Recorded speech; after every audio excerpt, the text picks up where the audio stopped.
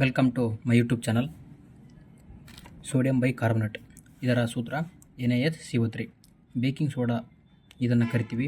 ಇಡ್ಲಿ ಮತ್ತು ಬ್ರೆಡ್ ತಯಾರಿಕೆಯಲ್ಲಿ ಬಳಕೆ ಮಾಡ್ತೀವಿ. ಅಗ್ನಿಶಾಮಕಗಳಲ್ಲಿ ಕೂಡ ಇದನ್ನು ಮಾಡ್ತೀವಿ, ಬಳಕೆ ಮಾಡ್ತೀವಿ. ಹತ್ತಿಯನ್ನು ತೊಳೆಯಲು, ಬಟ್ಟೆಯನ್ನು ತೊಳೆಯಲು ಕೂಡ ಏನು ಮಾಡ್ತೀವಿ, ಸೋಡಿಯಂ ಬೈಕಾರ್ಬನೇಟನ್ನು ಯೂಸ್ ಮಾಡ್ತಕ್ಕಂಥದ್ದು. ಅದೇ ರೀತಿಯಾಗಿ ಬಟ್ಟೆ ಸೋಪ್ನಲ್ಲಿ ಸೋಡಿಯಂ ಹೈಡ್ರಾಕ್ಸೈಡನ್ನು ಹಾಕಿ ಯೂಸ್ ಮಾಡ್ತಾರೆ, ಓಕೆನಾ. ಅದೇ ರೀತಿಯಾಗಿ ಮೈ ಸೋಪಿನಲ್ಲಿ ಪೊಟ್ಯಾಷಿಯಂ ಹೈಡ್ರಾಕ್ಸೈಡನ್ನು ಯೂಸ್ ಮಾಡ್ತಕ್ಕಂಥದ್ದು. ನೆಕ್ಸ್ಟು ಪೊಟ್ಯಾಷಿಯಂ ನೈಟ್ರೇಟ್ ಇದರ ಸೂತ್ರ KNO3.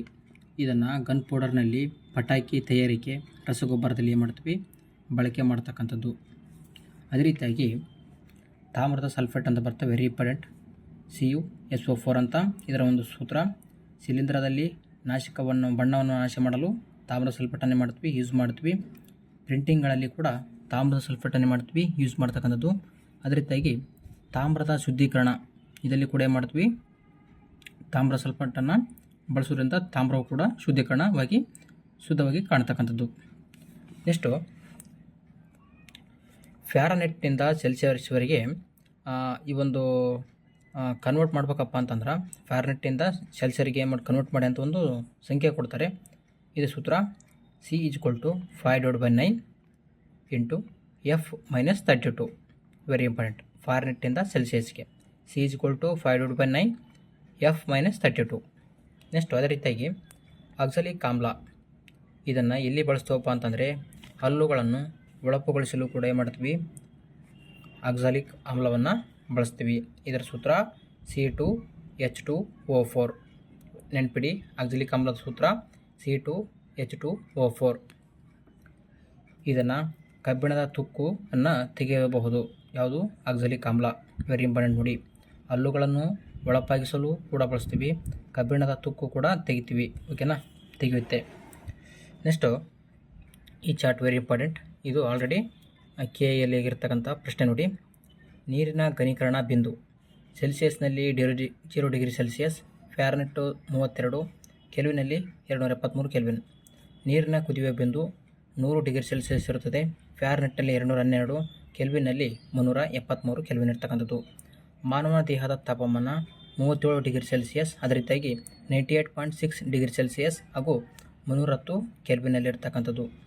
ಇನ್ನು ಅದೇ ರೀತಿಯಾಗಿ ಕೊಠಡಿಯ ಉಷ್ಣಾಂಶ very important.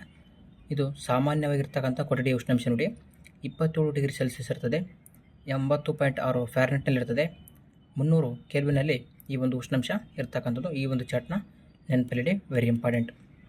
Next very important, ಬಿಳಿ ರಂಜಕ. ಈ ಬಿಳಿ ರಂಜಕವನ್ನು ಇಂಪಾರ್ಟೆಂಟ್ ಪಾಯಿಂಟ್ಸ್ ಮಾತ್ರ ನೋಡೋಣ. ಬಿಳಿ ರಂಜಕದಲ್ಲಿ ಬುಕ್ಕಲ್ಲಿ ಹಲವಾರು ಪಾಯಿಂಟ್ಸ್ ಕೊಟ್ಟಿರ್ತಾರೆ, ಅದನ್ನು ನಾನು ಓದಿ ಇಂಪಾರ್ಟೆಂಟ್ ಪಾಯಿಂಟ್ ಇರ್ತಕ್ಕಂಥದ್ದನ್ನು ಮಾತ್ರ ಬರೆದಿರ್ತೀನಿ.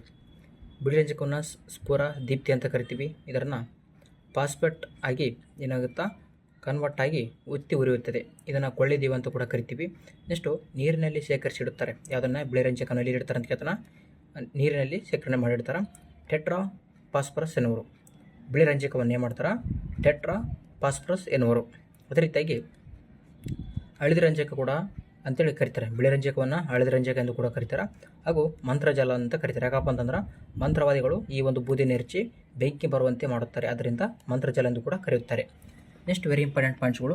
ಕೆಂಪು ರಂಜಕ. ಕೆಂಪು ರಂಜಕದಲ್ಲಿ ಇಂಪಾರ್ಟೆಂಟ್ ಪಾಯಿಂಟು, ಬೆಂಕಿ ಪುಟಣ ತಯಾರಿಕೆಯಲ್ಲಿ ಬಳಸ್ತೀವಿ ಕೆಂಪು ರಂಜಕವನ್ನು, ಓಕೆನಾ.